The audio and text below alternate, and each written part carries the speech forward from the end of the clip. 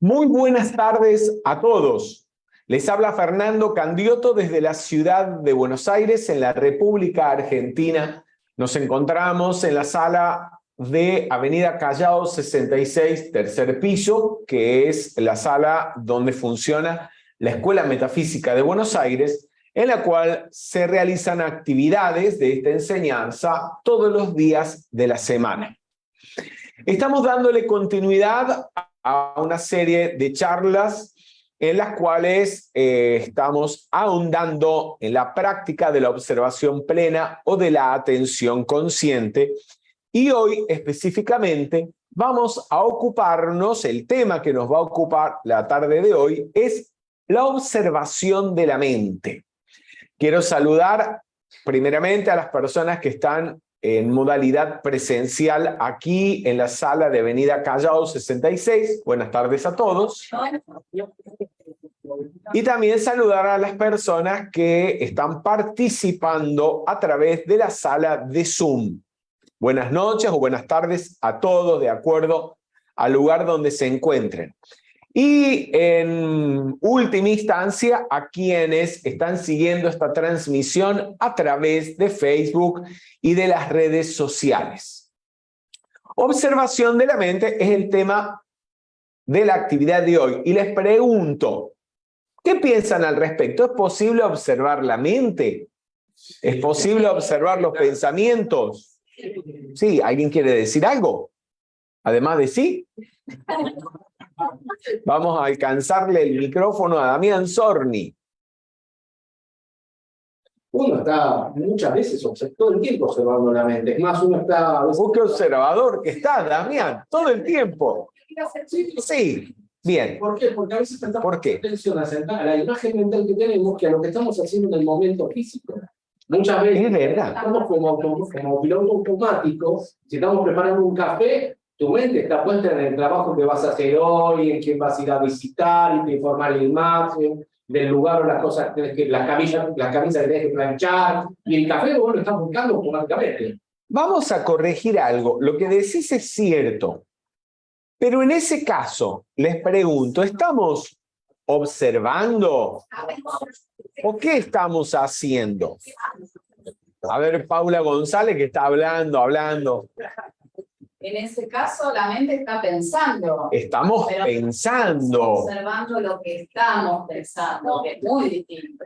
No estamos propiamente o necesariamente observando lo que pasa en la mente, sino pensando, y es a lo que podríamos llamar identificados con el pensamiento. O sea, estamos pensando, siguiendo una línea de pensamiento, y a veces ni una línea, más bien saltando continuamente de una a la otra. Sí. Los veo vestidos veo a Marilu Foguesato vestida de rosita y a muchos de ustedes. Pienso en el congreso que realizamos en diciembre del año pasado, de la fiesta de fin de año y de que no me acuerdo qué fue lo que comí, por ejemplo. Ravioles. Y me acuerdo que los ravioles hoy en día son una de mis comidas preferidas, pero cuando era niño, más que los ravioles, me gustaban los ñoquis. Y que una vez mi mamá tuvo la fatal idea de amasar ravioles. Mi madre, que no hacía ni un huevo frito. Y le quedaron duros como ladrillos. Y se enojó muchísimo. ¿Sí? Por eso, bueno, fíjense cómo en cuestión de segundos nuestra mente va saltando de una línea de pensamiento a otra. La mente, como decía Santa Teresa, es la loca de la casa. Bien, vamos a avanzar un poquito con el tema que estamos tratando. Están viendo ustedes en pantalla la literatura o la bibliografía sugerida para ahondar con el estudio en el tema que vamos tratando.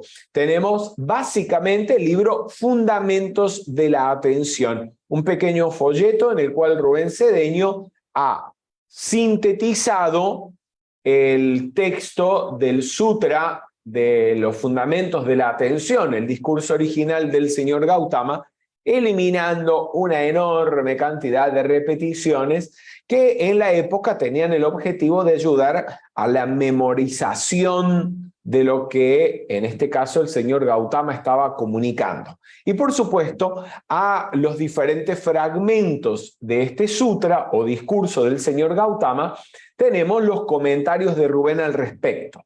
Después tienen el discurso completo con todas las repeticiones en el libro Enseñanzas del señor Gautama y también en el libro Buddha Dharma, que es un metamegalibro que compila todo lo que Rubén ha escrito sobre el señor Gautama y sobre su enseñanza, y uno de los libros incluidos en Buddha Dharma es Enseñanzas del señor Gautama. Les sugiero a todos, si no lo han hecho, de leerlo periódicamente. Y si tienen dudas al respecto o algo que no se entienda qué fue lo que quiso decir, lo anoten y lo traigan a la actividad como preguntas. Porque el hecho de que no tengan preguntas, a mí me hace dudar a que ustedes lo lean muy seguido o que lo hayan leído con detenimiento. Porque yo desde la primera vez que lo leí, hubo temas que no tenía certeza acerca de lo que el señor Gautama había querido decir. Y por eso, de hecho, me he tomado el trabajo de conseguir varias versiones del sutra para compararlas unas con otras, a ver si todas dicen lo mismo, por ejemplo, y si uno puede hacer luces al respecto de esto. Bien, vamos a avanzar. Primero que nada, antes que nos adentremos en el tema de hoy, ¿tienen alguna pregunta, algún comentario al respecto de lo que hemos venido charlando en las últimas semanas sobre la práctica de la observación plena o de la atención consciente? Sí, Jorge Tronca. comentario, no sé si después se puede hacer en forma de pregunta. Sí.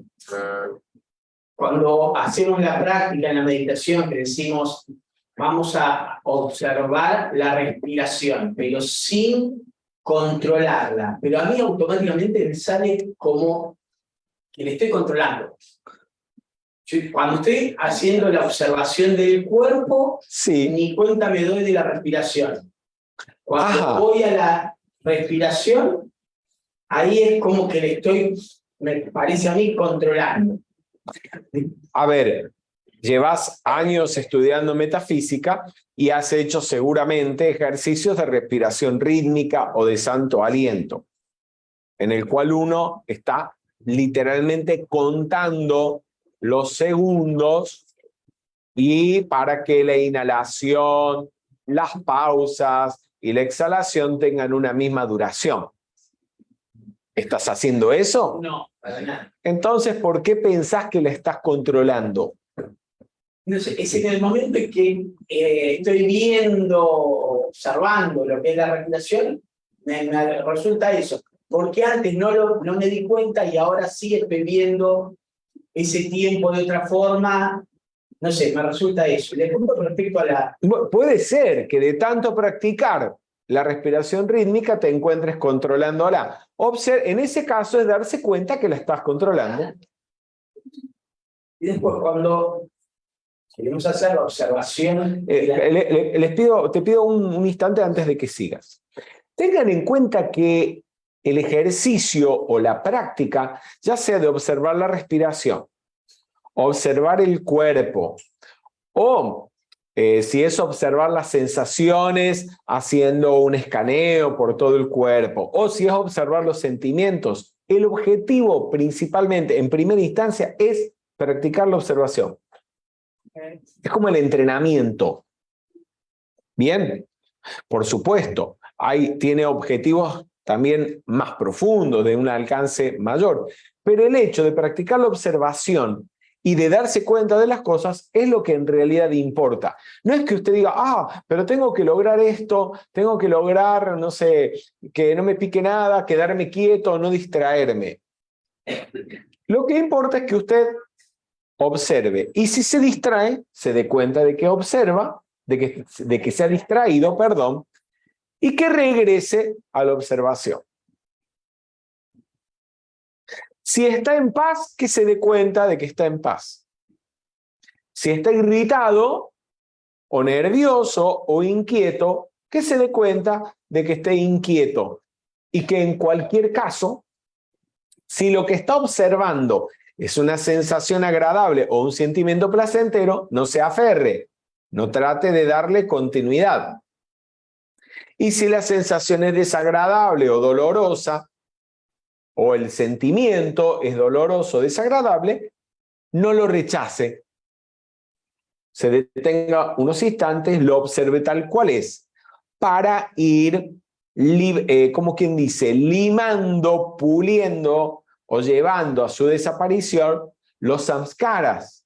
Es decir, ¿qué eran los samskaras? El hábito que alguien que me responda. Paula Catañi. El samskara es el hábito de reaccionar con apego o con rechazo, en este caso una sensación o un pensamiento o una imagen o algo. Solamente a eso. O sea, si reacciono con rechazo, con apego a las sensaciones, y por ejemplo, es samskara, pero si digamos, reacciono con rechazo, con apego a un sentimiento, a una idea, entonces no. Es a todas las circunstancias de la vida, tanto internas como externas. ¿Sí? Es el hábito de reaccionar con apego o con rechazo ante todas las circunstancias de la vida. El hábito que se crea por la repetición de haberlo hecho. Un hábito se genera por repetición. Es redundante estar diciendo eso. Cuando definimos, tenemos que tratar de usar el mínimo de palabras. Si vos me decís, es el hábito de reaccionar con apego, con rechazo a las sensaciones, a los sentimientos, a esto, a lo otro, empezamos con una enumeración kilométrica que no va a terminar más. Por eso cerralo a todas las circunstancias de la vida, punto. Un segundito, ¿hay alguna pregunta aquí de Helga Bert o comentario? Hola, Fer, buenas tardes. Bien. Quería, a ver, hoy a la tarde me pasó que había salido del trabajo, iba a ir al gimnasio y hacía frío y tenía ganas de ir a mi casa a tomar mates con pan de queso. No me di cuenta del mal humor que me empezó a generar hasta que me di cuenta de que era, bueno, un apego a ese recuerdo, esa imagen mental que tenía. Eso por un lado. Eso me hizo recordar una vez que hice esas prácticas de Vipassana y empecé a recordar, por ejemplo, teníamos las prácticas y después cuando estaba caminando, ya no en el momento de la meditación, sino observando así, caminando, empecé a tener recuerdos y se me venían muchos recuerdos de cuando era chica, de cosas que ya pensaba que, no sé, no estaban más en mi existencia, más o menos. Y eso me hizo acordar esto de que a través de las sensaciones tenemos una imagen mental, por algún recuerdo o algo. Pero mi pregunta es, ¿esos recuerdos vienen también así como inconscientes de repente? Como, yo pensé que era con una sensación te trae un recuerdo, pero me acordé que esas sensaciones, calculo que son esas sensaciones, me trajeron recuerdos que no fueron en el momento relacionados con esa sensación. Eran... Vamos, sí, creo que entiendo hacia dónde vas. Les pregunto primero, las sensaciones. Bueno, en tu caso me decís te trajeron recuerdos, no voy a poner en duda en eso. El hecho es que el ser humano, en cuanto a su personalidad, está constituido ¿de qué? ¿Qué es lo que constituye el ser humano? La personalidad en el ser humano. Cuerpo físico, vitalidad, emociones y pensamientos o mente. Bien, ¿alguien quiere acercarle a María Inés un vaso de agua, un caramelo, algo? Yo tengo. Bueno, tómalo. Fíjense ustedes que en los fundamentos de la atención, lo que plantea el señor Gautama es la práctica justamente observando cada uno de estos elementos que componen nuestra personalidad. ¿Y por dónde empieza? Por el cuerpo. Empieza por el cuerpo físico. ¿Por qué creen ustedes que comienza por el cuerpo? Porque es lo más denso. ¿Qué más? También puede ser, no sé si es lo que más nos identifica, no necesariamente, no estoy muy seguro. Pero sí es lo más denso. Y además de lo más, cuando hablamos de lo más denso, ¿a qué nos referimos? Es lo más cercano, el cuerpo. De lo que estamos más conscientes, porque de hecho, de todos los cuerpos o envolturas que conforman la personalidad humana, el único en el que funcionan los 5 sentidos es el cuerpo físico. Es el más perfeccionado de todos nuestros cuerpos o envolturas. Y es probablemente en el que más atento estamos. De hecho, el plano físico. Le sigue a la observación del cuerpo la observación de ¿qué? De las sensaciones. Las sensaciones, ¿cómo se producen? Puede ser. Suerte, lo conversamos. Vamos a ver, alguien, Marcelo Tosani, quiere... Las sensaciones pueden ser corporales, pueden ser físicas, o pueden ser causadas por objetos mentales. ¿Y las sensaciones físicas corporales cómo surgen? Bueno, surgen a través de nosotros nos damos cuenta a través de los sentidos. A través de los sentidos, a través de los del contacto de los 5 sentidos con sus objetos.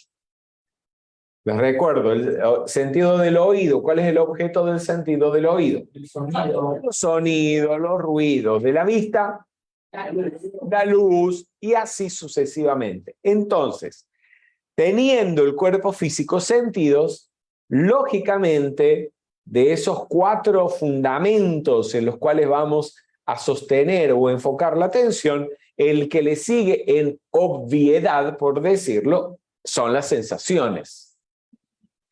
Y de las sensaciones, ¿cuál le sigue en obviedad? Las emociones y los sentimientos, porque de las sensaciones agradables que surge. El apego. Pero antes del apego, lo saltan al deseo. Surge el apego, el deseo ¿de qué? De repetir la sensación agradable. Y de las sensaciones desagradables, ¿qué surge? El rechazo. Es decir, ¿el rechazo de qué? ¿Qué significaría el rechazo? No querer. Tratar de evitar por todos los medios o de eliminar esa sensación desagradable que puede estar presente o que pueda haber percibido en algún momento. Entonces tenemos, fíjense del orden, el cuerpo, las sensaciones, sentimientos que surgen a partir de las sensaciones y por último, lo más sutil, lo más rápido, si se quiere, menos fácil de observar, que son los pensamientos. Los pensamientos. El orden es muy lógico. Luego, si usted no llega a observar, podés quedar...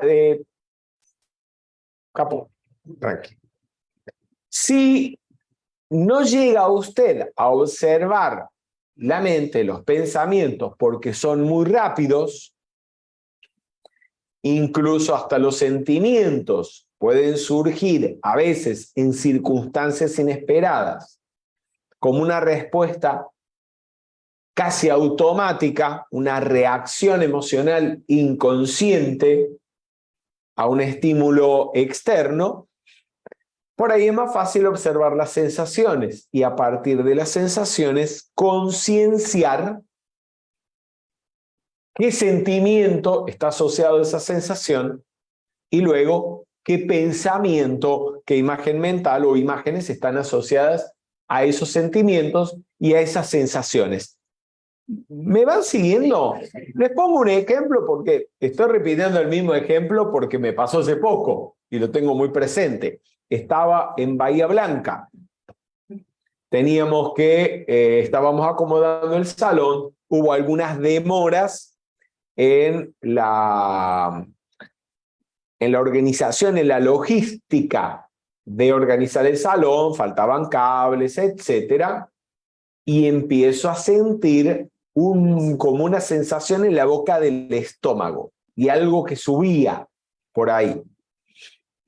Y eso ya me evocaba un sentimiento. Quiero decir que ya había un sentimiento de impaciencia que no había llegado a explotar, pero no faltaba demasiado tiempo. Ante la presencia de la sensación, dije, mejor me tomo un cafecito en la cafetería de la esquina, les doy tiempo al grupo que está organizador y a las comisiones de que terminen de acomodar todo. Mientras tanto, yo me calmo, no llego a decirle o a perder los estribos tal vez, o a decirles algo que sea inconveniente, que no quiere decir que usted después no le señale el error. De hecho, llevo como un mes repitiéndoselos.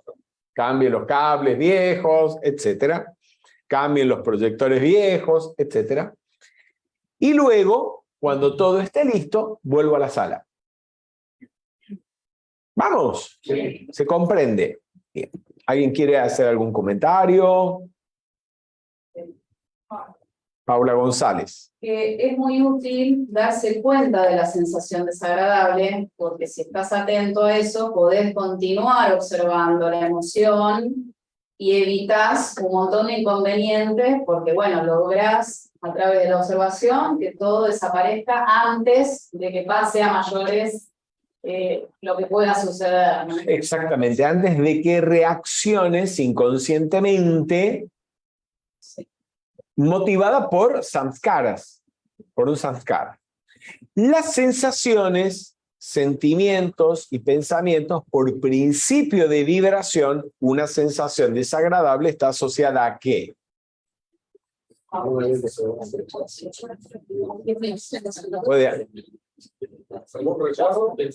ver, en la sala de Zoom están presentes. Les repito, por si no estaban atentos.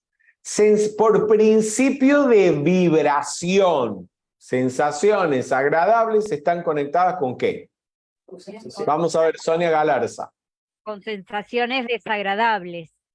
Pero si son sensaciones desagradables, obvio. Entonces, ¿con qué se conectan sensaciones desagradables?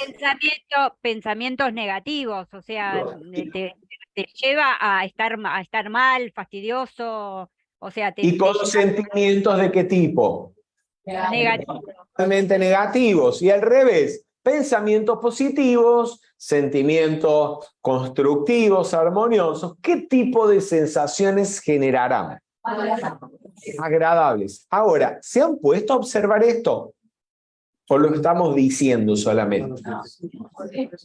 Es importante que esto lo observen ustedes en sí mismos y no sea una teoría, algo que escuchamos en la actividad o que lo leímos en un libro. Porque ahí ustedes están viendo el principio de vibración funcionando en ustedes. Y ya no es la información o el conocimiento sobre el principio de vibración, sino es una vivencia que ustedes tienen con el principio de vibración y además que lo pueden utilizar prácticamente y convertir eso en una experiencia, en una sabiduría.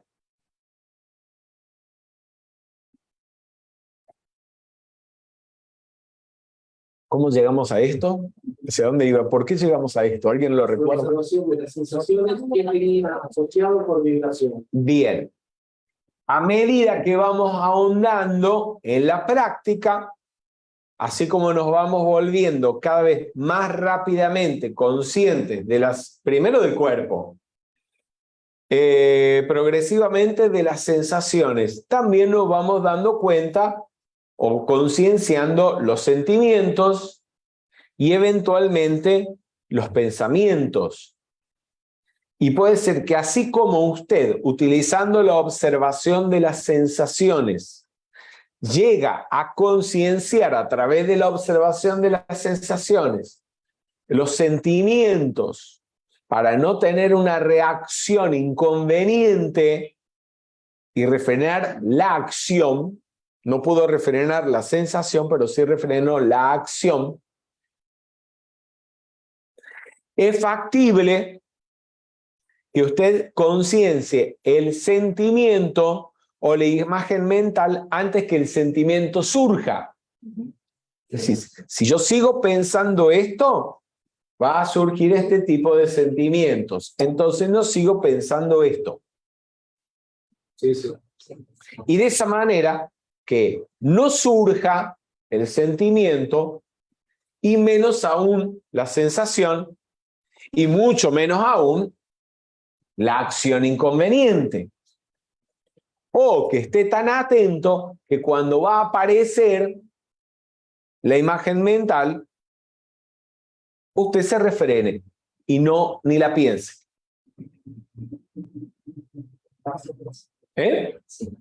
Cuando, por ejemplo, por la fuerza de un hábito, usted dice, está ocurriendo algo, eso va a traer a mi mente una imagen, no la dejo entrar.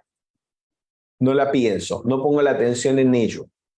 Porque sé que si le pongo la atención, va a venir un sentimiento, va a venir una sensación, va a venir una acción.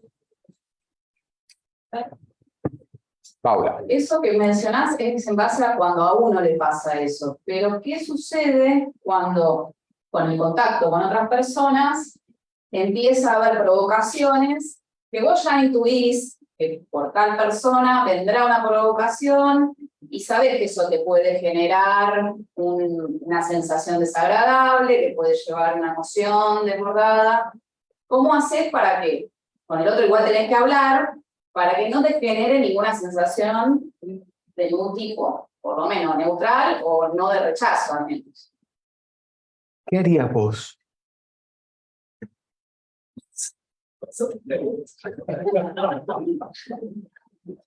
Entonces, te pregunto porque hoy me viene esa situación. Tenía que conversar con una persona y sabía que esa conversación iba a escalar, porque conozco a esa persona. Pero no me quedaba opción, tenía que conversar con esa persona. Intenté todo lo que pude. Bueno, pero yo te voy a decir qué hago yo o qué he hecho yo, que no quiere decir que lo haga siempre. O sea, uno no sabe con quién se va a encontrar. Pero en más de una ocasión me ha tocado encontrarme con personas que sé encontrarme en la situación de tener un trato seguido, regular, con alguna persona que sé que a espalda mía me está criticando, si puede me está cerruchando el piso, etc. ¿Bien? Entonces, y es inconveniente. Primero, observarse uno de no odiar a la persona, de no sentir rechazo. A mí lo que me ha funcionado es esto. Practicar la observación. Esto es lo que me ha funcionado y por eso lo uso. Y a esto se le puede agregar o se le agrega una acción inteligente, como por ejemplo, todo lo que ustedes aprenden en metafísica, utilizar la llama violeta y los ejercicios de perdón, mandarle amor divino, la llama rosa, que es realizar una acción positiva. No solamente no reacciono motivado por un samkara, o sea, no reacciono con odio, rechazo, sino que además reacciono con amor, con compasión o con perdón hacia la persona. Eso, porque por un lado Por un lado te protege. Lo hice en ese momento, Sí. eso de envolverlo en la llama rosa, de enviarle mi amor, de tratar de yo hablar tranquila, diplomáticamente, pero la otra persona seguía con la misma y ¿Qué la pasa? sensación surgió en mí, Ok. una sensación desagradable, que traté de no trasladarla a la relación, pero yo me quedé con eso. Te quedaste con eso. Bueno, con eso ya lo tenés que transmutar, porque surgió, tenés que trabajar y transmutarlo. Ahora, en la medida en que vos permanezcas armonioso, mandándole amor divino, perdón, si la otra persona insiste en la mala voluntad, ¿qué es lo que ocurre? Que si vos no te abrís, o sea, si la energía negativa que la otra persona lanza, como dice Jesús, o parafraseando las palabras de Jesús, el mal de este mundo viene a mí, no tiene dónde asirse. Si esa energía negativa no encuentra en vos de dónde prenderse, por dónde entrar, se le devuelve inmediatamente a la persona. Y la persona se encuentra recibiendo lo mismo que lanzó. Y por eso cuando hacen ese tipo de cosas, si te permaneces en paz y armonioso, se terminan o cambian o se terminan autodestruyendo. Es la mejor técnica. Es la mejor técnica. No reaccionar con rechazo y perdonar. Y ya.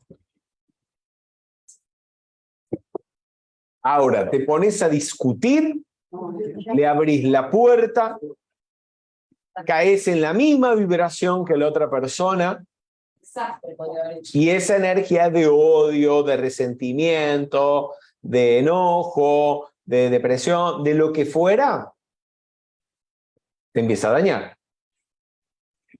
Bien, vamos a avanzar.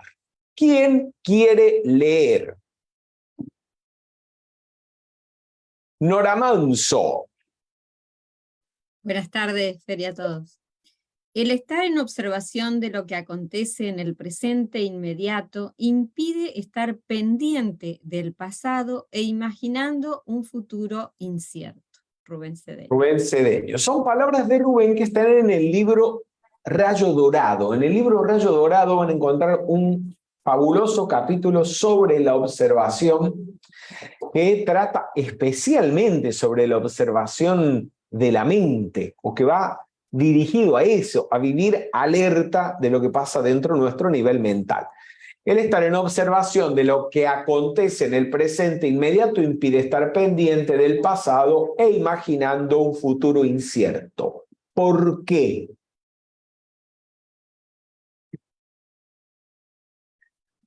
Veamos, vamos a alcanzarle a Andrea el micrófono. ¿Por qué, Andrea? Porque en ese momento uno está en lo que está haciendo. Por ejemplo, yo trabajo en un colegio. Cuando estoy haciendo la actividad con mis alumnos, no puedo estar pensando ni lo que me pasa o lo que me fuera a pasar. En ese momento estoy abocada a la actividad que estoy realizando con ellos. Bien, ahí, vamos. Vos dijiste algo. Si estoy observando, estoy atenta a lo que estoy hablando o haciendo con el estudiante, no puedo estar pensando. Les vuelvo a repetir la pregunta, ¿por qué leemos lo que estamos leyendo ahí? La observación es siempre, digamos, Nora Manso. La observación siempre se hace en el presente y me permite concentrar y dedicar toda mi energía a eso. Bien, o sea, la observación no siempre es en el aquí presente. ahora, en el aquí, en el ahora, en lo que estamos haciendo. Bien. Y el irse al pasado o al futuro requiere ¿qué? Requiere pensar bien. Eso significa que si estamos pensando, no estamos observando.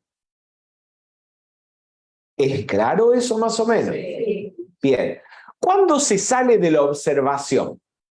¿Les viene un ejemplo concreto y práctico de cómo nos salimos de la observación? Veamos Damián Chorny, le acercamos el micrófono. No es muy metafísica, pero... ¿Qué es metafísica? Bueno, dale. No es muy metafísico lo que voy a decir, pero por ejemplo, un tipo que juega a los caballos, sale la carrera, su atención está puesta en el caballo, que cómo va la carrera. Y no deja de pensar en ese caballo, en la carrera, y estar presente en la carrera hasta que llegó a la meta.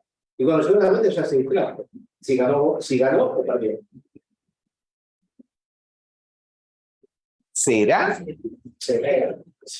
Por él atrás en un caballo que corre, se está siguiendo el tiempo, observándolo, y de repente... ¿Está observando el caballo y nada más?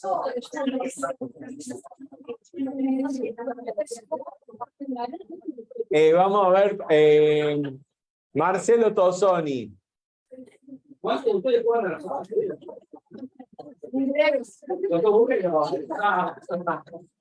Era burrero, Damián. Me gritan, te comparto una experiencia que tuve la actividad anterior, saliendo justamente cuando terminamos y volviendo a mi casa. Sí. Y bueno, voy a ejercitar la observación manejando. Entonces tomé la avenida de Córdoba y fui detallando en cada momento, voy por el carril del medio, por la izquierda me pasa un auto, llego al semáforo, voy a cruzar esta avenida, tengo un peatón. Yo estaba observando exactamente lo que estaba pasando, tenía mi mente ahí, y ahí me di cuenta que la mayoría de las veces manejo pensando estupideces. Pensando, no vamos a calificar.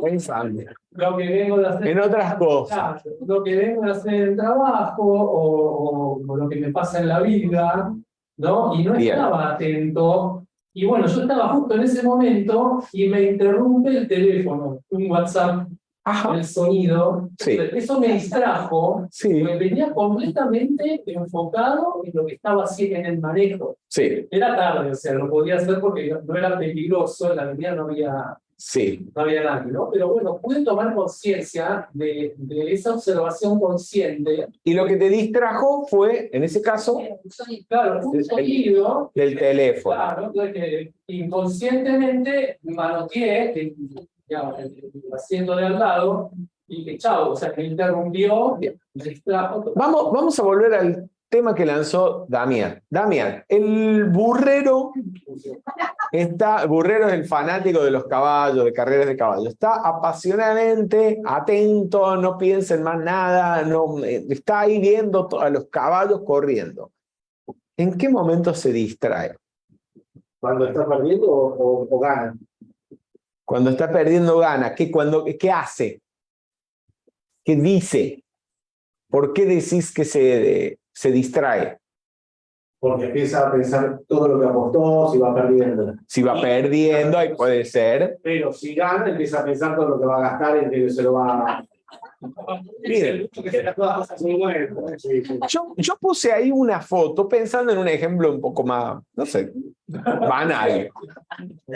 Cuando usted está de viaje y llega a un lugar por primera vez, un lugar que no conoce, hay una predisposición a observar. Ya cuando va la segunda vez, la tercera vez, ya lo conozco. Sí. Y ya no veo más nada. Pero bueno, por lo menos la primera vez algo observa. Entonces está observando y a veces la misma persona dice, qué lindo, pero qué pena que fulanito no vino. Qué linda es esta ciudad, pero en verano debe ser mucho más linda. Y ya jodé la observación. Entras, por ejemplo, en la comparación, a comparar, o vos estás observando tranquilo y viene alguien con un comentario y te lo echa a perder. Che, qué linda está la ciudad, más que va a estar linda con estos políticos, con el intendente, con el jefe de gobierno. Y ya te empiezan a sacar del estado de observación y a meterte en un estado de conflicto, en el estado del conflicto, en el mundo de la lucha, de la mente. ¿Vamos? Bien. Hay que estar atento para ni permitir que te saquen del estado de observación, ni sacar a los demás, cuando lo están, del estado de contemplación o del estado de observación, con ese tipo de comentarios. Con comentarios que son conflictivos. Si usted está en Roma en invierno, o en Buenos Aires en invierno, con los árboles llenos de hojas secas o pelados, no se esté lamentando porque es invierno y añorando que sea primavera. Es una pérdida, ese es un pensamiento estúpido, porque no tiene solución. Hoy es invierno, no es primavera ni verano. Así que hacer el comentario es gastar saliva y energía divina. Y si encima el comentario o el pensamiento se lo transmite a otra persona, mete a la otra persona en el mismo conflicto estúpido en el que está usted. Y además no disfruta de ese presente. No disfruta de ese presente. Oh, qué pena que estamos de viaje con un grupo de amigos, qué pena que fulanito no vino. Si ya no vino y no tiene solución,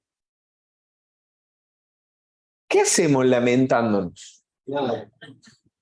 Estamos dejando de disfrutar del viaje al que sí vinimos por estar pensando y poniendo la atención en el que no vino.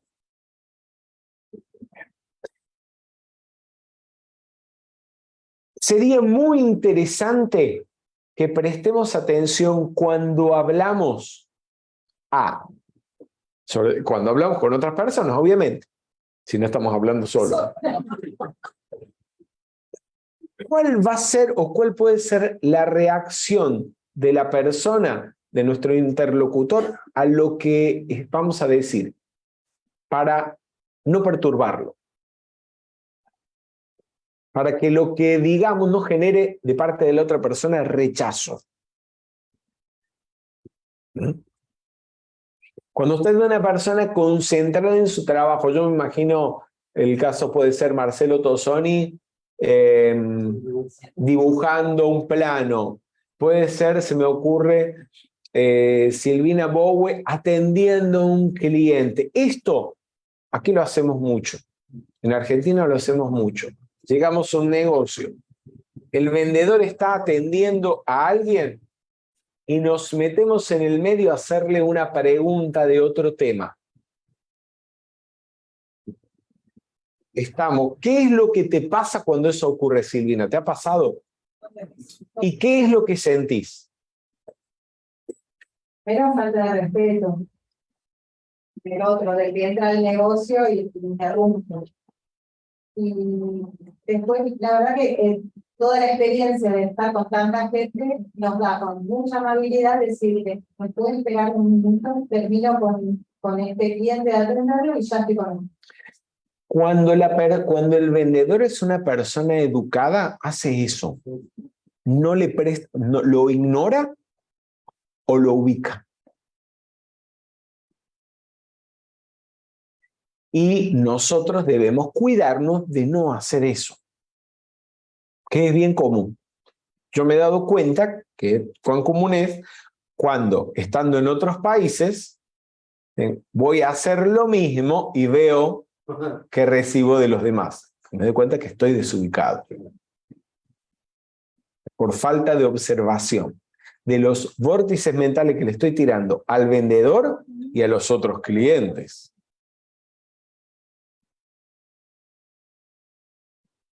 Avancemos, entonces. Lo habíamos conversado en la actividad de la semana anterior. ¿De qué están hechos los pensamientos? ¿Cuál es el material que necesitamos para poder pensar? Vamos de a poco. ¿Quién levanta la mano? Silvina Bowe, Silvina Saucedo. Buenas noches a todos. Recuerdo que Emmett Fox nos dice que el pensamiento tiene una cuota de conocimiento y una de sentimiento. ¿Y vos qué Entonces, decís?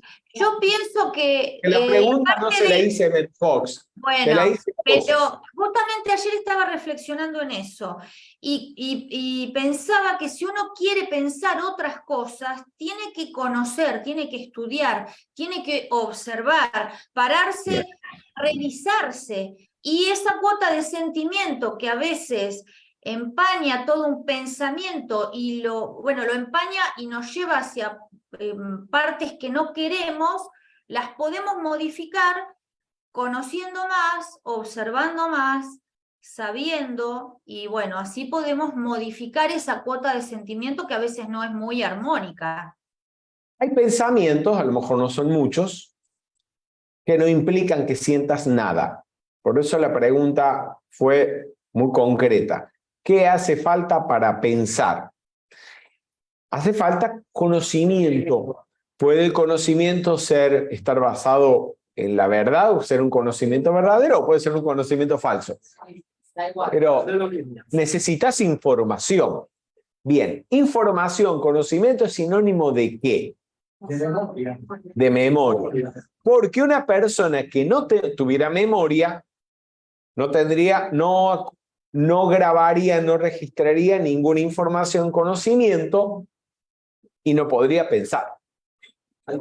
Por eso hay reinos de la naturaleza inferiores al reino humano que no tienen mente, no piensan, y una de las cuestiones que les falta es esa, memoria. Como no tienen memoria, no tienen conocimiento, como no tienen conocimiento, no pueden pensar.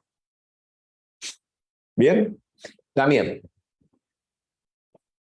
O sea que dentro de la psicología, si uno estudia siempre que si uno no conoce algo, no lo puede pensar. Si uno no conoce algo, no lo puede pensar. Y si vos no te acordás de algo, tampoco. Nunca existió. Para vos. Wow. Qué tremendo eso. No se puede pensar lo que no se conoce. Podríamos ahí diferenciar si es conocimiento y una información intelectual al respecto de algo o conciencia que tengamos del asunto porque lo hemos vivenciado. Bien. Les puse un ejemplo un día al respecto del maracuyá. Yo el maracuyá sé que existe, sé que es una fruta, conozco el nombre, pero nunca la había visto. Solamente había comido alguna vez. No, el helado no, el mousse de maracuyá. No hay nadie acá que haga mousse de maracuyá. Avise. Lo vamos a invitar a toda la semana. En ese caso, tal vez sabemos que existe, pero los pensamientos que podemos tener al respecto son muy limitados, porque no tenemos propiamente conciencia. Hasta que, en ese caso, la fruta la conocemos, la tocamos, la comemos, la saboreamos, etcétera, la utilizamos para hacer algo, y esa conciencia nos permite pensar más. Lo mismo podría ocurrir con un país. Usted puede saber que un país existe, más o menos tener ubicado en qué parte del mapa se halla, informarse si le interesa acerca de la política, la historia, personajes importantes del país y muchos otros temas, ¿bien? Que le permiten pensar, conversar al respecto de ese país en la medida que recuerda la información. Ahora, si usted ha ido y ha conocido el país, una semana, un mes, ha vivido, cuanto más ha vivido en el lugar, más conciencia tiene sin lugar a dudas. Paula González. ¿Dónde entra el lenguaje en todo esto? Porque sin lenguaje tampoco podemos pensar, más allá de una experiencia, ¿no? Bien, ¿y qué hace falta? Cuando vos estudias un idioma, ¿qué es lo básico para aprender y empezar a usarlo? Conocer ¿Conocer qué? Conocer las palabras, memorizar las palabras. Si no tenés memoria, si no memorizás el vocabulario, no te podés comunicar. Estamos en la misma. O sea, para usar un idioma necesitas memoria. Bien, memoria, conocimiento, es sinónimo de ¿qué? También. De pasado. Porque el pasado propiamente no está en ninguna parte. No es que vamos a buscar el pasado vive en la esquina, en Callao 54. No está en ninguna parte. El pasado, ¿qué podríamos decir? En cuanto a lo que nosotros llamamos pasado. ¿Eh? Construcción mental, lo que hace uno con la idea, con el recuerdo que tienes. No te oigo. ¿Querés? Que pienso que se puede decir que es una construcción mental con ideas, con recuerdos. O es el resultado de los recuerdos o la suma de el registro que en nuestra mente han dejado los eventos. Y una pregunta, ¿ese pasado es objetivo? No es objetivo. Dos personas, dos hermanos gemelos viven la misma situación y uno la recuerda, el otro no. O ambos la recuerdan de diferentes maneras. Entonces tenemos que la memoria, ese pasado, es subjetivo. Es una construcción, en realidad. Es una construcción de que... ¿Querés hablar también, por favor? Los recuerdos en realidad es una construcción con los materiales que nosotros tenemos en la psiquis. ¿Qué significa? Significa que lo que estamos recordando nunca sucedió realmente. ¿Por qué? Porque lo que estamos recordando es una imagen de lo sucedido. Porque tu memoria en realidad nunca pasó lo que pasó realmente como lo estás pensando. Para ver realmente qué ocurrió, tendríamos que activar los registros etéricos. Sí, ¿verdad? O los registros akáshicos. Volvemos a hablar de los registros akáshicos próximamente en México. El libro ya está escrito, ya está en la imprenta, con el favor de Dios. Muy interesante. Para posta ver qué fue lo que pasó. Pero como Damián dice, el registro que uno se hace en la mente, lo que uno grabó del pasado, es una imagen que uno construye que es limitada.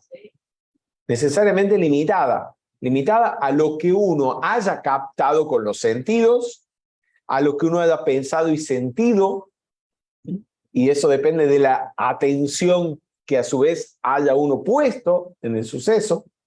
¿Cuántas veces uno, lo que graba, lo que recuerda, es fallido, incorrecto, porque no prestó atención? Que vas agregando cosas. Mira vos. Agregás cosas o se perdieron en el camino otras. Las inconvenientes las borras. Leonardo Bisani. Bueno, esta mañana, antes de salir para acá, justo me encuentro con un amigo y me dice, es impresionante lo que es la mente, dice. Esta mañana no pude dormir, anoche no pude dormir, dice, en un momento estaba soñando que, no sé, me torturaba, no sé, una gotita en la cabeza. Me despierto y era que se me había rebasado el tanque en la calle. Era eso. Ahora, ¿cómo asocia las cosas? O sea, perciben los sentidos, imagina una... Y la mente construye algo relacionado. Sí. Qué genial, qué genial. Bien, Helga Bert, ¿querías decir algo? Sí, estaba pensando cuando se construyen creencias a través de ideas o supersticiones, que son como construcciones que alguien va ideando y después se piensa sobre eso y como que es sobre algo también que no tiene nada de real, ninguna base real, digamos. Me quedé en el aire, pero ¿tenés alguna pregunta?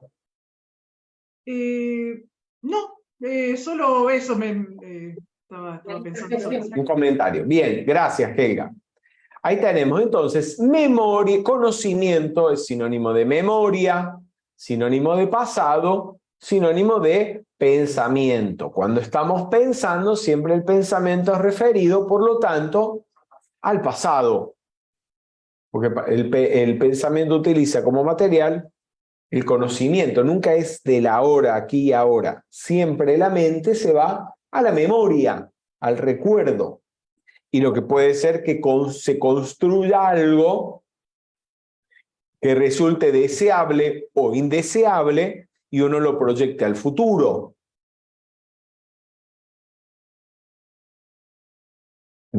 ¿Sí? Cuando es algo agradable, deseable, uno lo proyecta al futuro como ¿qué? Como un deseo mismo, puede ser un deseo de que algo que uno quiere que ocurra, o como un proyecto que tenemos. O si es indeseable y uno piensa que puede ocurrir, ¿qué sentimientos surgen, por ejemplo? Temor a que pueda suceder eso. Bien. Impermanencia sutil de la mente. Bueno, vamos a cambiar la onda de la actividad y ahora les narro este suceso de la vida del Gautama, del señor Gautama, que muchos de ustedes lo conocen, ya lo hemos comentado, pero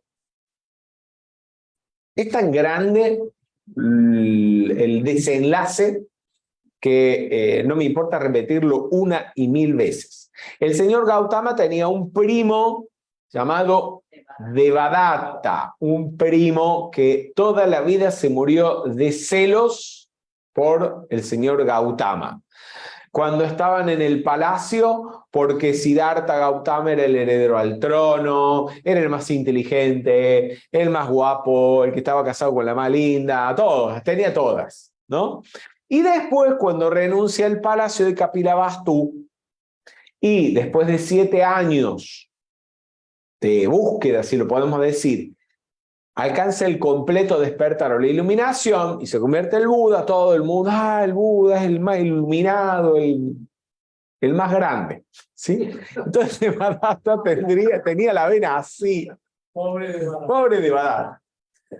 Y yo no sé por qué Devadatta no tuvo mejor idea que ir a donde su primo, el Buda, para convertirse en discípulo del Buda, para tener más envidia todavía y más motivo para envidiarlo. Total que, de tanta bronca que tenía con el señor Gautama, un día empezó a hablar mal de él en el Sangha y se quiso llevar a todo el Sangha con él y todos los discípulos del Buda con él. Pero no lo logró, fueron muy poquitos los que le prestaron atención.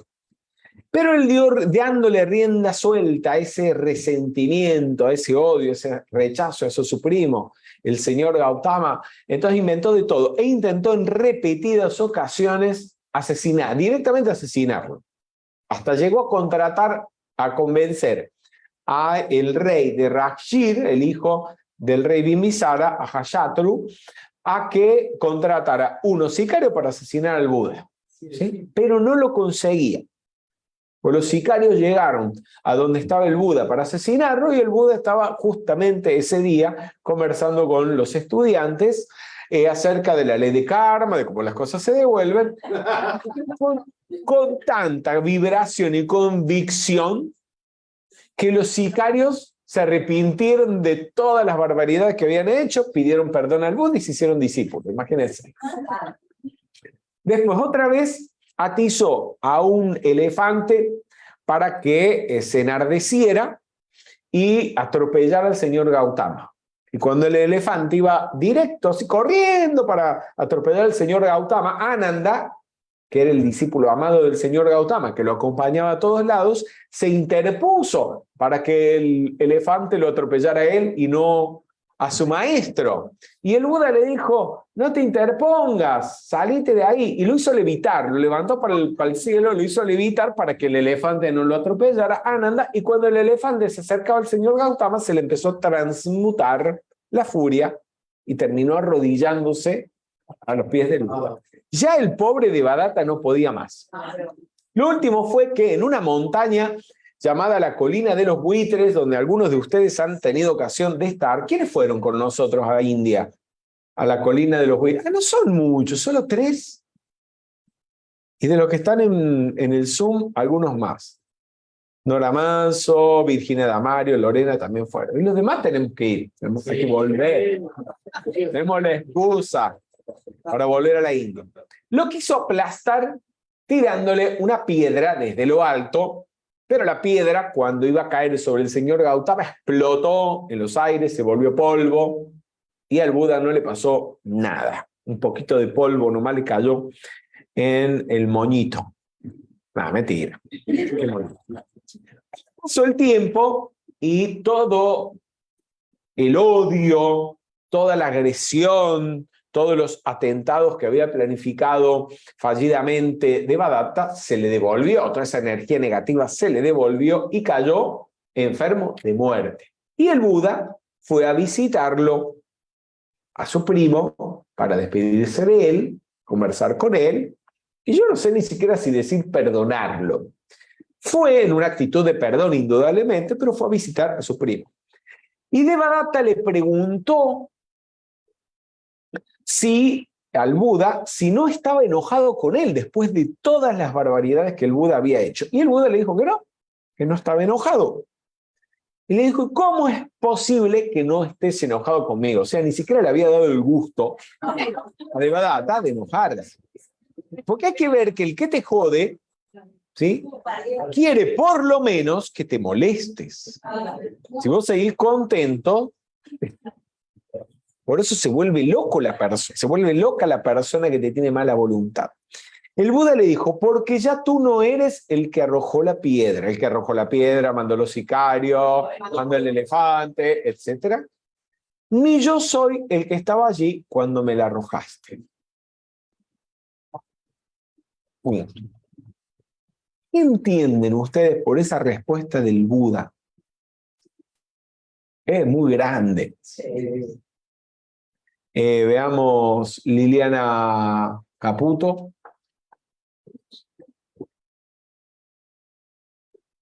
Bien. Él estaba, el señor Buda estaba en el aquí y ahora, viviendo, digamos, ese momento, y no vivía ni en el pasado ni en el futuro. Él no, de esa manera, al estar al presente, al estar siempre en el presente, él no registró eso. Sí lo registró.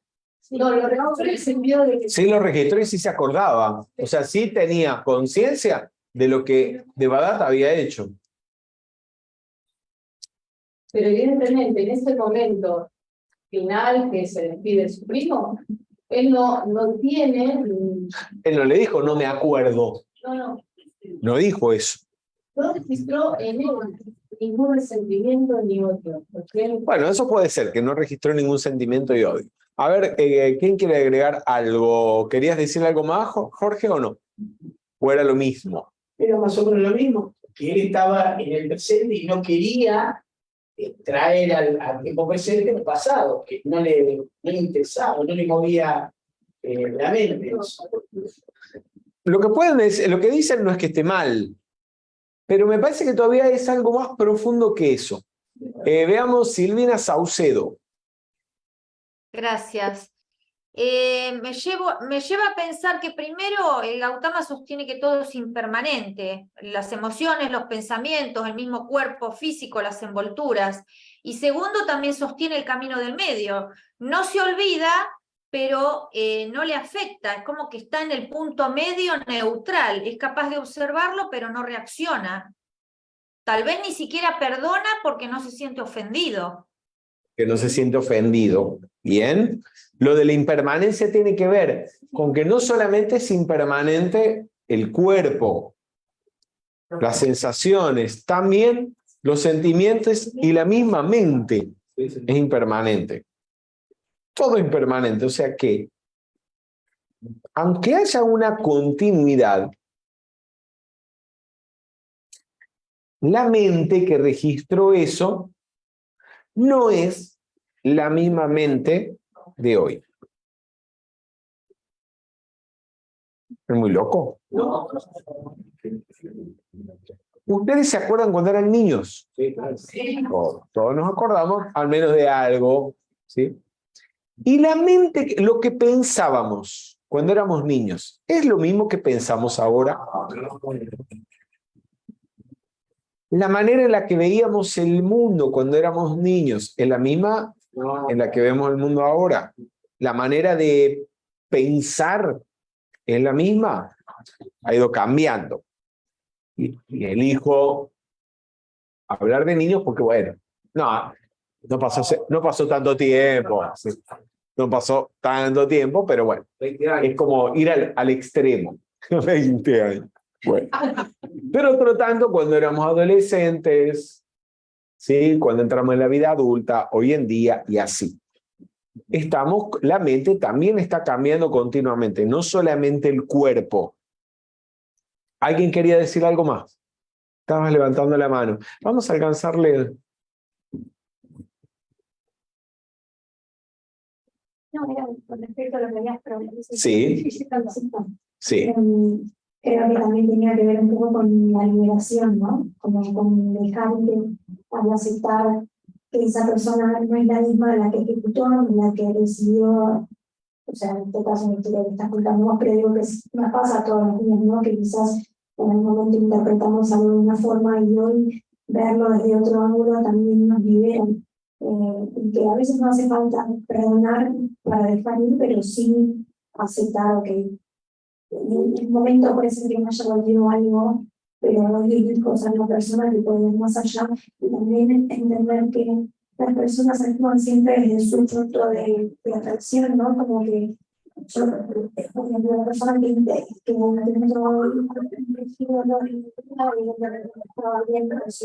Perdóname que el ruido de la calle no deja que se te oiga bien. Si podés levantar un poquito más la voz. Sí. No, era... Básicamente eso. En el caso del Buda no creo que haya tenido que aceptar o no aceptar nada. Simplemente estaba claro en todo el proceso. Y nunca llegó, digamos, a sentir resentimiento. Y estaba consciente de la impermanencia de todas las cosas. Bien. Virginia Damario. Hola, Fer. Me quedé pensando en eso porque uno, por ejemplo, mi persona está constantemente tratando de cambiar para mejor, pero mis padres, por ejemplo, les queda un recuerdo de lo que era Virginia de cuando era chiquitita y una imagen mental, y cuando yo voy a ver a mis padres, la postura de lo que ellos quieren ver se me posiciona cuando los veo, y es la Virginia dura, fría, que no es cariñosa. Entonces a veces es muy difícil transmutar esa idea de lo que la familia cree de lo que yo soy, pero yo no soy más aquello. Claro. Tampoco era aquella, pero digamos, ¿por qué? Porque ellos tienen una imagen, y la imagen que ellos tengan o que hubieran creado 20, 30 años atrás de Virginia Damario nunca fue Virginia Damario.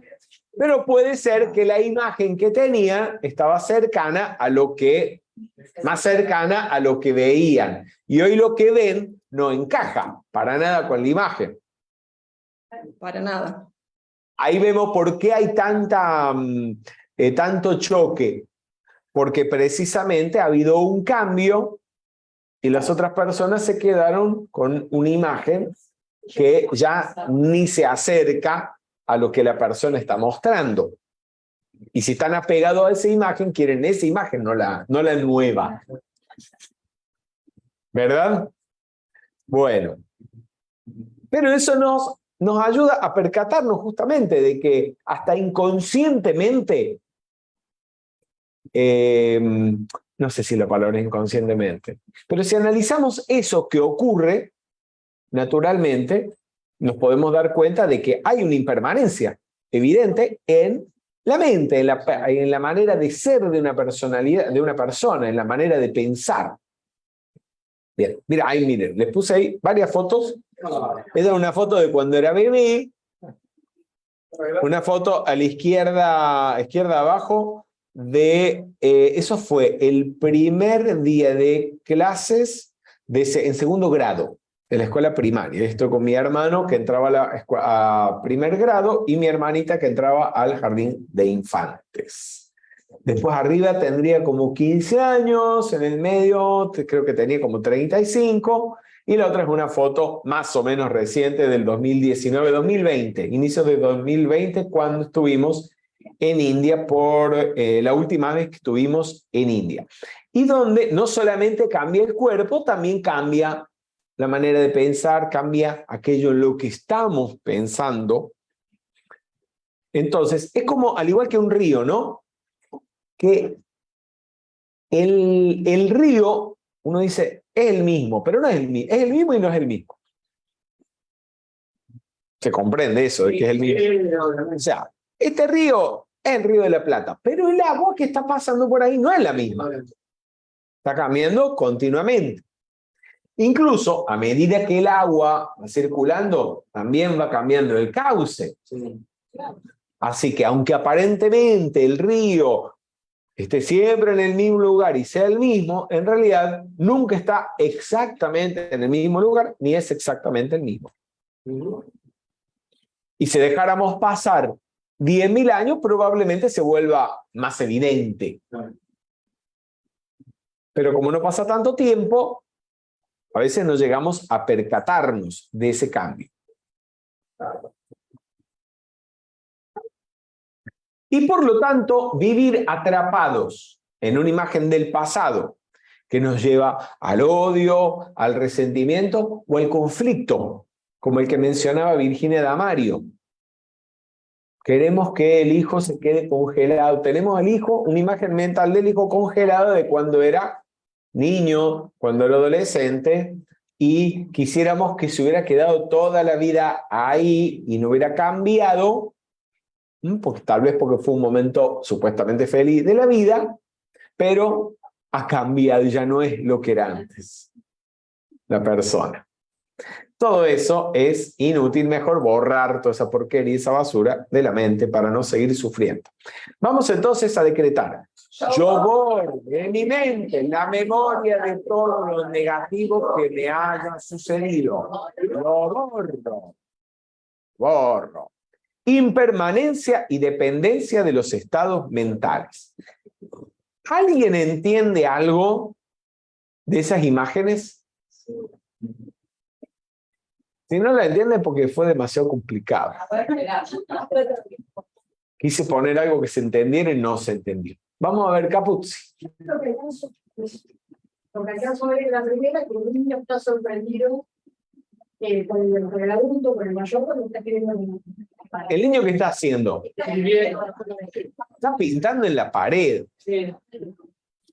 Y la persona que está de pie, Es el adulto, el padre. no creo que sea padre con esos brazos, es una mujer. Está viendo. Y si usted encuentra al niño, a su hijo, pintando la pared, ¿cómo reacciona? Bueno, Damián se lo festeja. Qué lindo. Pero bueno, esto es un caso supuesto, ¿sí? La madre encuentra al niño haciendo una travesura, se enoja, lo regaña, pero mientras estaba regañándolo, suena el teléfono, atiende el teléfono, cambia el tema, su interlocutor le da una buena noticia, y está feliz, está contento. Cuando termina la llamada de corta, vuelve a la habitación y probablemente recuerda lo que pasó con el niño y tal vez continúa regañándolo o tal vez no. Se ha calmado un poco el efecto de haber puesto la atención en otro tema y haber recibido una buena noticia, haya atenuado en algo el malestar que eso había producido. ¿De qué nos habla todo esto?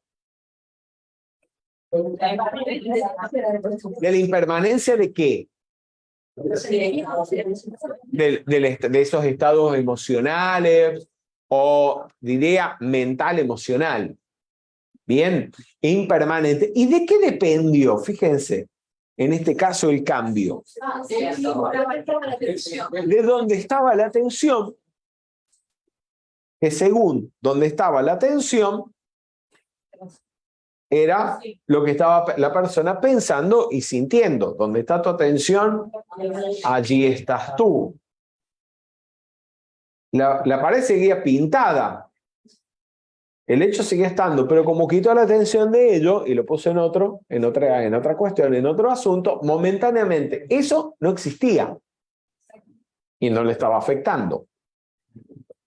O si le estaba afectando, estaba en un segundo o tercer plano. Laura, que tu nieta te pintó la pared. No, justamente cuando veo a mi nieta que pintó la pared de la casa de mi hija, yo me divierto porque veo la ley del karma.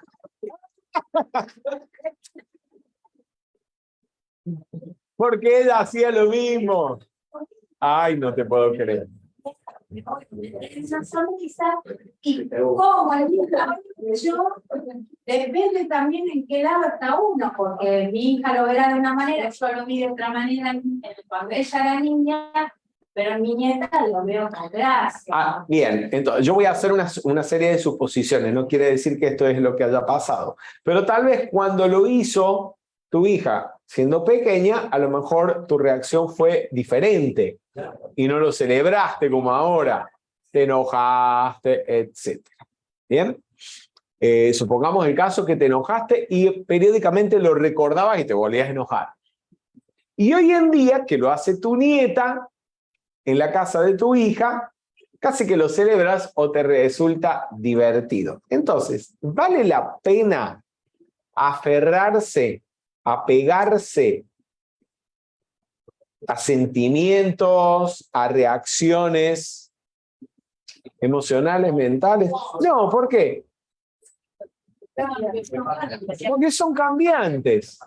Son cambiantes, son impermanentes, no vale la pena ni aferrarse a eso. Además, lo que en un momento te daba bronca, después te resultó cómico y divertido.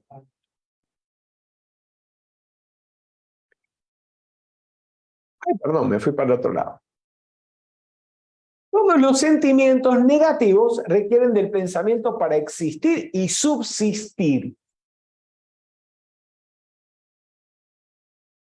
O sea, por ejemplo, en el caso del temor, vamos a la primera foto del temor. Para que el temor persista, hay que pensar en algo. Sí. Hay que seguir sosteniéndolo. Si no, hay que alimentarlo. Hay que alimentarlo. Eco. ¿Qué hay que pensar? Levante a alguien la mano y diga algo. Los que no participan. Acá hay gente que no está participando, no ha hablado nada. Vamos a ver.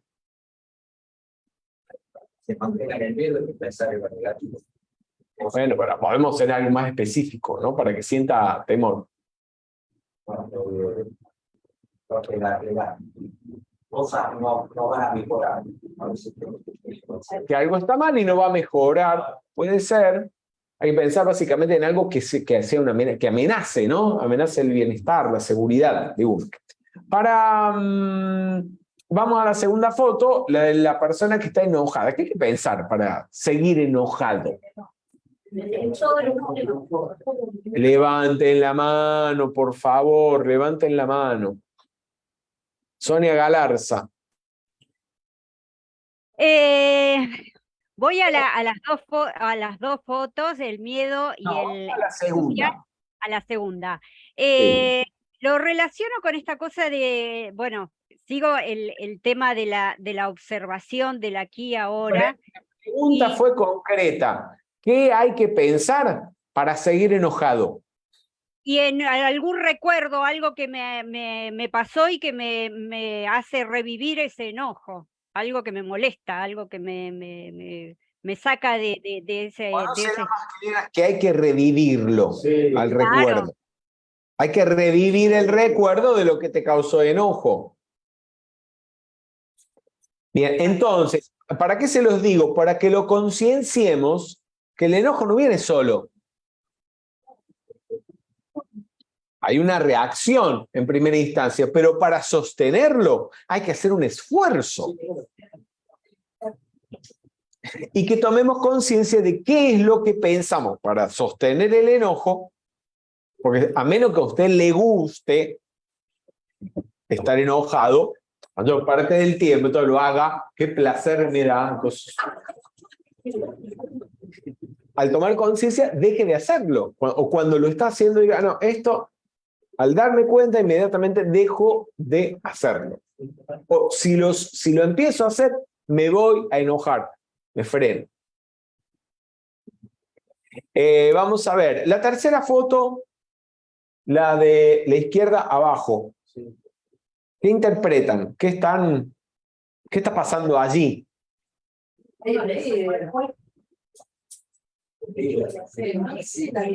Yolanda Chimbo. Buenas noches con todos. Yo interpreto envidia. Envidia, bien. ¿Qué hay que pensar para sentir envidia y para sostener la envidia? Lo que hay que pensar es que tengo carencia de lo que la otra persona tiene. Es fijarme en lo que la otra persona es más que lo que yo soy, lo que yo puedo. Podríamos llamar compararse. Hay que compararse. La comparación o te lleva a sentirte inferior a la persona si en lo que comparás, si en lo que te comparás supuestamente estás por debajo, o a sentirte superior si aquello en lo que te comparás supuestamente vos estás por encima. Tenemos, como quien dice, dos extremos, ¿no? Por un lado, en la envidia, y por el otro lado, el orgullo. Bien, entonces, ¿para qué conversamos de esto? Para que nos demos cuenta que cuando nos ponemos a comparar y a compararnos, eso va a terminar mal. Es una acción mental tóxica. Marcela Hernández, ¿querías decir algo? Sí, yo quería aportar con respecto a eso de seguir con ese tipo de pensamiento, ya sea con el miedo, con la rabia, con la envidia. Yo lo asocio, o se asocia mucho en salud con los pensamientos rumiantes. Los pensamientos, ya darse cuenta que es un valiosísimo herramienta que uno tiene con la enseñanza, que es darse cuenta que uno... Por favor, ¿podés hablar más lentamente? Porque ese micrófono es de mala calidad y no se te oye bien. Perfecto, ya, gracias. No, yo estaba pensando que, bueno, y quería aportar que un poco en mi experiencia tiene que ver con que la envidia, el rencor, la rabia, la comparación, cuando se hacen muy seguido, cuando uno no se los puede sacar de la mente, en salud se dice que son pensamientos de rumiación. Y esos pensamientos rumiantes, así los define. Y dice que, bueno, para mí la metafísica, la enseñanza, primero que todo es una muy buena herramienta para evaluarse si estoy teniendo este tipo de pensamientos, de sentimientos, de miedo, envidia, rabia, etcétera. Es muy, muy útil, porque si yo no puedo como deshacer o eliminar estos pensamientos que sean recurrentes, quiere decir que yo no solo con la enseñanza me basta, sino que ya necesito una evaluación porque tengo la salud mental afectada. Entonces, es porque lo asocian mucho con los pensamientos rumiantes, con la depresión y la ansiedad. ¿Ya? Hay estudios que dicen que los pensamientos rumiantes, por eso es tan beneficioso todo esto que estamos aprendiendo, esta actividad con la que estamos siguiendo, porque uno no la valora cuando no trabaja en salud, pero cuando lo trabaja en salud se ve de qué manera uno, a través de la enseñanza, uno puede observarse, porque es la primera parte donde uno, o sea, el primer lugar donde uno aprende es la enseñanza, a observarse constantemente los sentimientos, la envidia, el miedo, los rencores, las comparaciones, la depresión, porque si son rumiantes, ya es salud mental. Y ahí ya hay que entrar a picar. Entonces, de ahí el valor que tiene esto. Gracias, Marcela. ¿Querés agregar algo, Damián, al respecto de esto? Si te interesa o no. Bien, vamos a no a concluir la actividad, sino me interesa como ya lo hemos hecho en las actividades anteriores, de concluir la actividad con una práctica de la observación. Y veremos en la próxima semana. Les recuerdo que la semana próxima vamos a realizar la charla no el día martes, sino el día miércoles, un cambio de día por cuestiones de logística. Les voy a pedir a las personas que me están asistiendo aquí si me alcanzan una silla más baja en la que yo me pueda sentar para hacer la práctica. ¿Bien? No, una silla normal. Bien. Sí. Bien. Gracias. Gracias.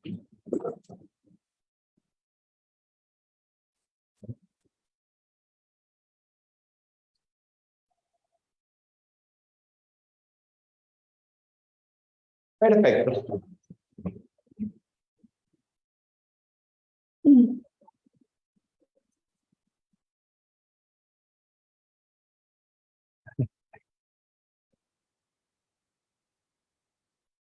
Vamos a hacer una práctica de la atención consciente, sentados como estamos.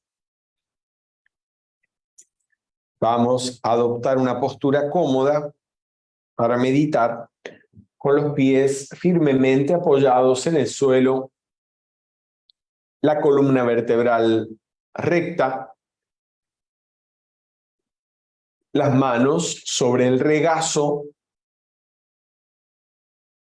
en el mudra de la meditación, la mano izquierda abajo, la mano derecha arriba, ambas manos con las palmas hacia lo alto.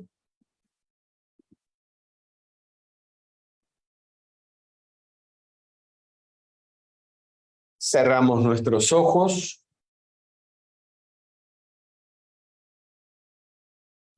Y tomamos conciencia de la postura del cuerpo,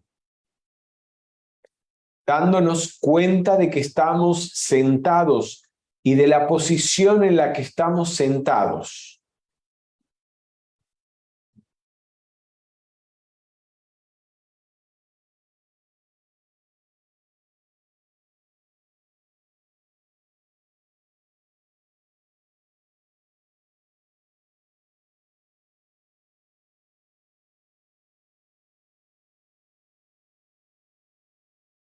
Observamos de arriba abajo la cabeza, el cuello alineado con la columna vertebral,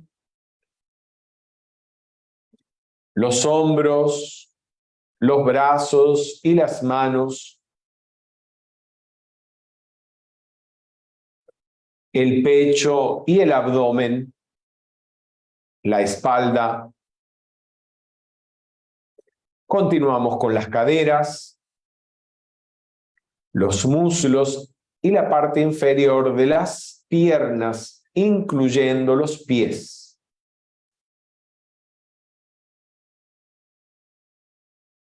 Y volvemos a observar todo el cuerpo, tomando conciencia de la posición.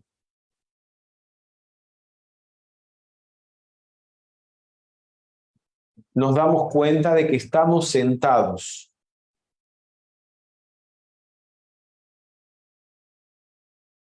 Y de la postura en la que nos encontramos.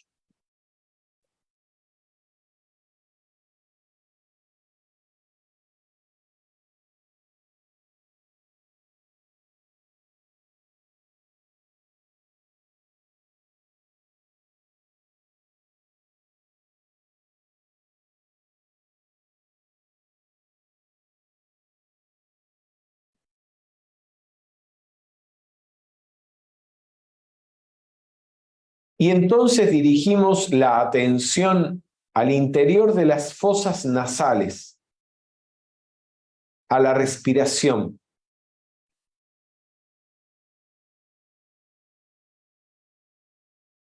Contemplando el ritmo natural de la respiración, nos damos cuenta cuando inhalamos de que estamos inhalando. Cuando exhalamos, de que estamos exhalando. Y cuando nos hallamos en una pausa entre inhalación y exhalación, o entre exhalación e inhalación, somos conscientes de que estamos en una pausa.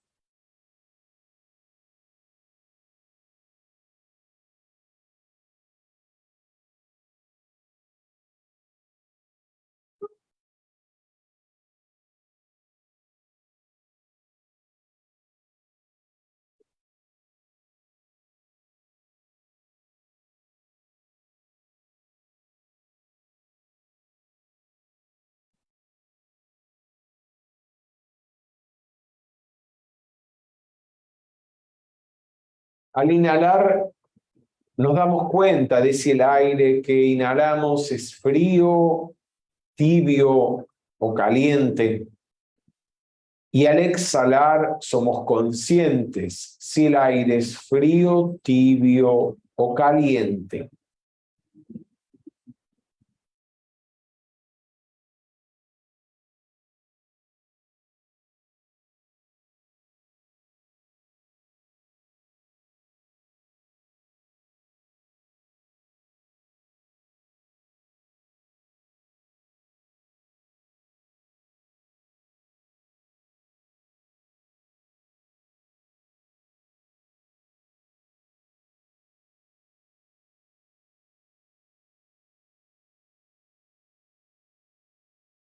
Si la respiración es rápida, nos damos cuenta de que es rápida.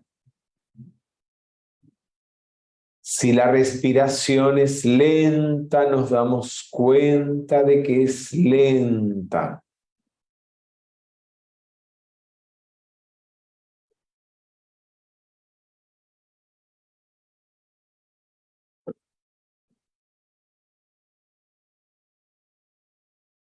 Y también nos damos cuenta cuando la respiración no es ni rápida ni lenta.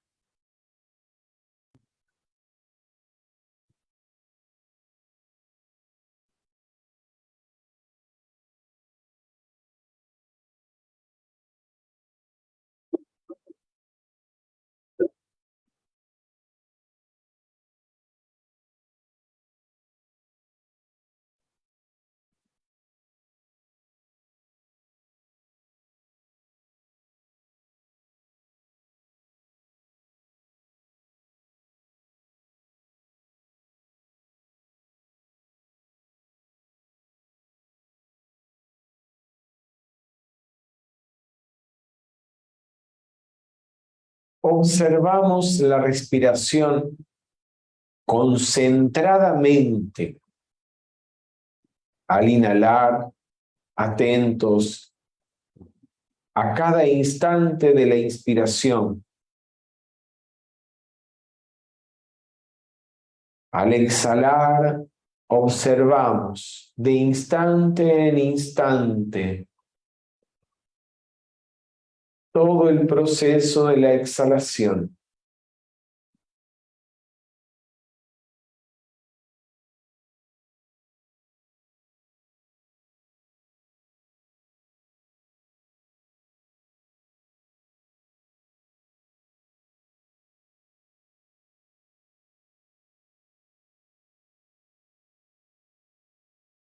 Y en las pausas entre inhalación y exhalación, observamos atentamente, de instante en instante,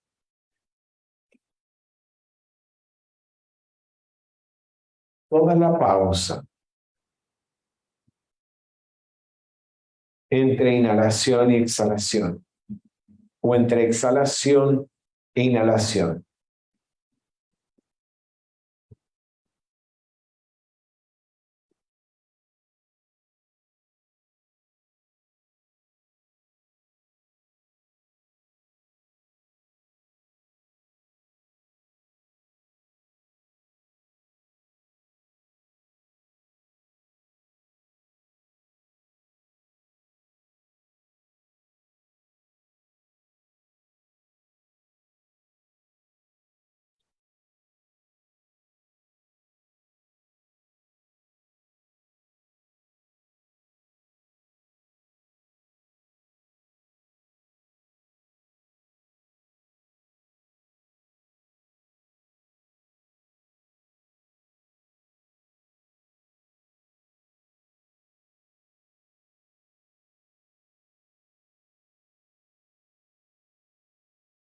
Bajamos con la atención un tanto al área del bigote.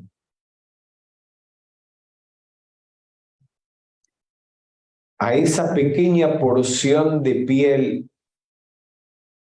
que se halla por debajo de las fosas nasales y por encima del labio superior.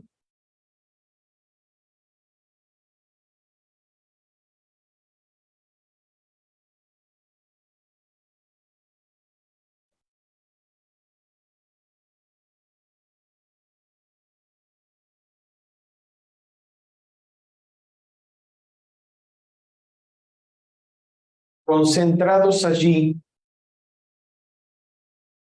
prestamos atención en el área del bigote, a cualquier sensación que podamos percibir.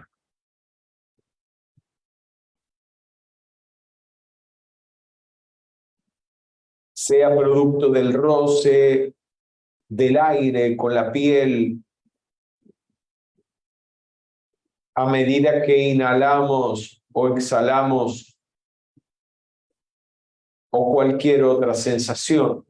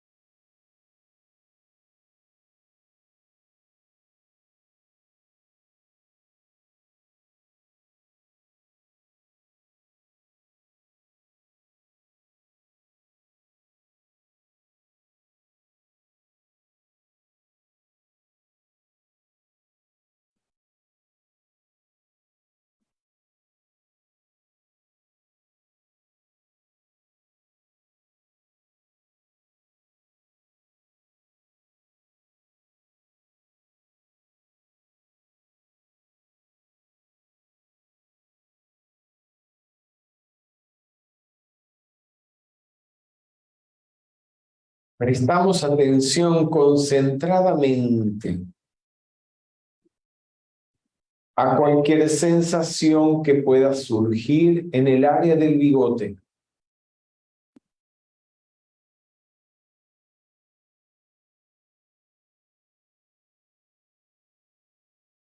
Y si no nos percatamos de ninguna en particular, no importa. Continuamos con la atención enfocada en esa área.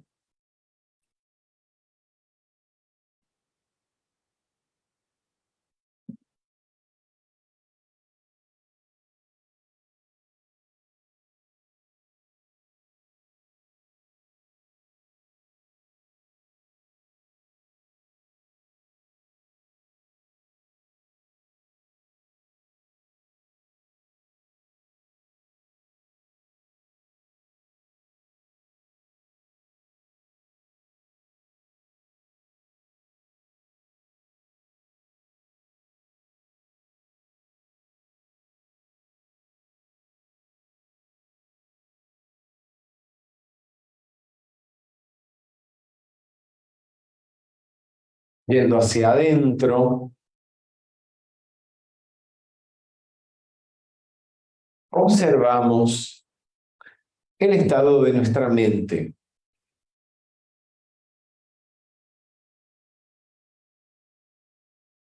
Primeramente, discernimos si el estado mental es agradable o desagradable.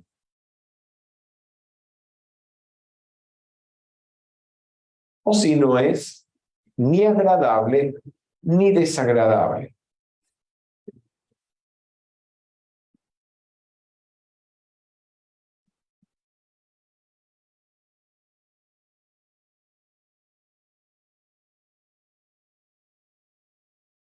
Si estamos concentrados, nos damos cuenta de que estamos concentrados, atentos.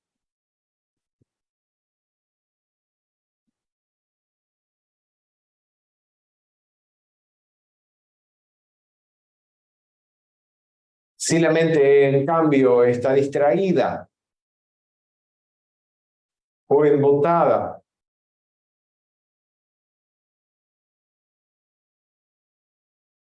o sentimos sueño, nos damos cuenta de que la mente está así.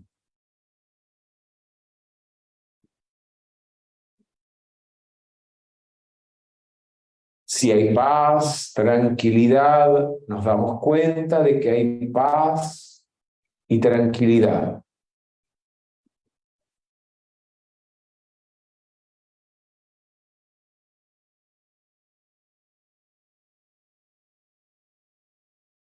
Y si hay inquietud, nerviosismo, nos damos cuenta igualmente de ello.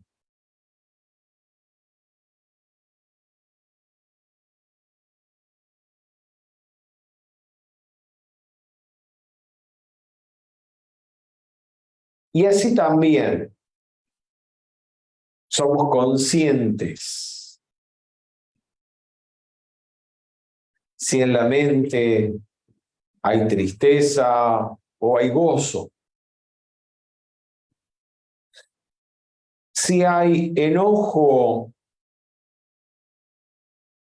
o algún sentimiento agradable,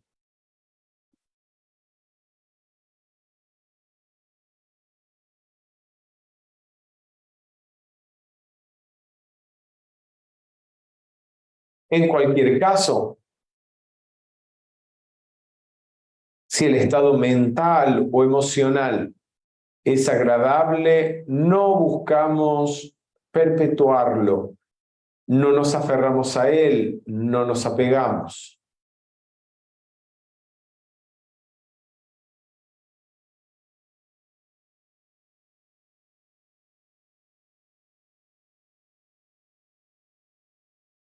Y si el sentimiento es desagradable o el estado mental es desagradable, no lo rechazamos.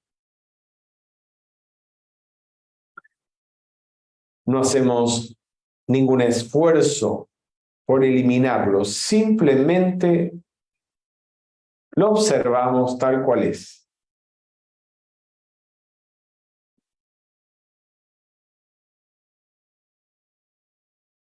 Si la mente está en silencio, nos damos cuenta de que está en silencio.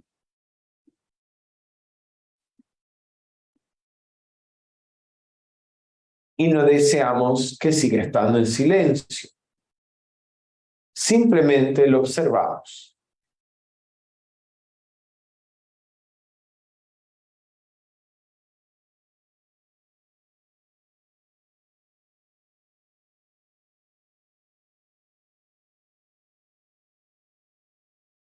Y si los pensamientos surgen uno detrás de otro, atropellados,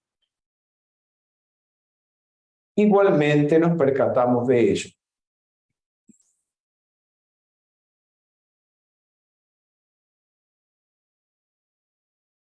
No tratamos de refrenarlos, lo que equivaldría a alimentarlos.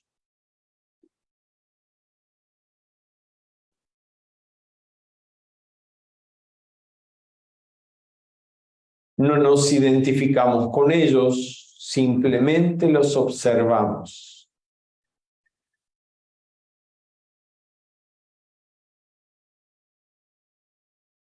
Y si nos percatamos de que nos hemos identificado con una línea de pensamiento en particular y la mente ha estado divagando,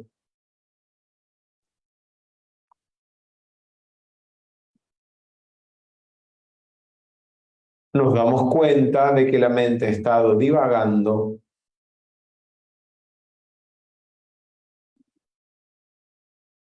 y volvemos a asumir la actitud de observador imparcial.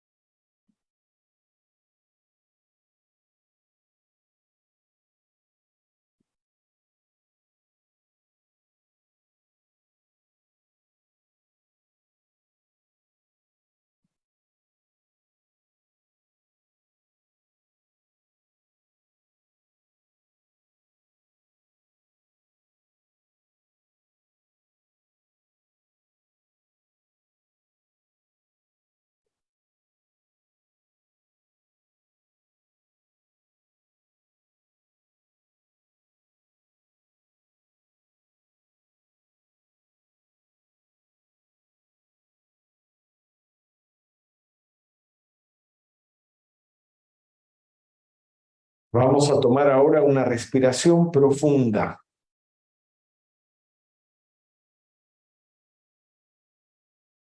Exhalamos suave y lentamente.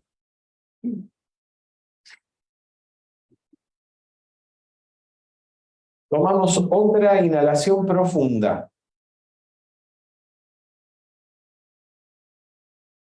Y esta vez, al exhalar, abrimos los ojos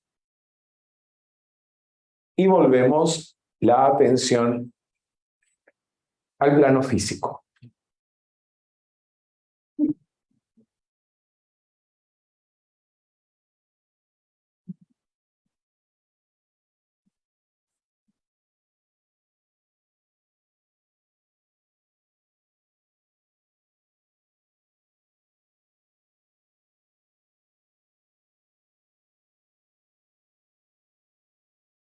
Vamos a concluir la actividad haciendo nuestra práctica de la donación amorosa.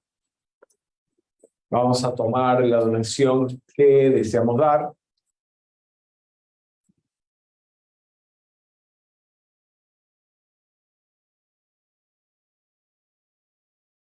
La llevamos a nuestro corazón.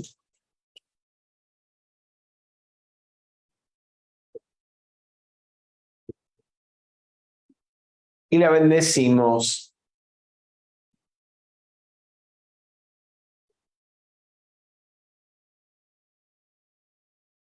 Repitiendo, amada presencia de Dios, yo soy en mí. Bendice y multiplica esta donación amorosa que voluntariamente doy para la expansión de esta enseñanza. Gracias, Padre.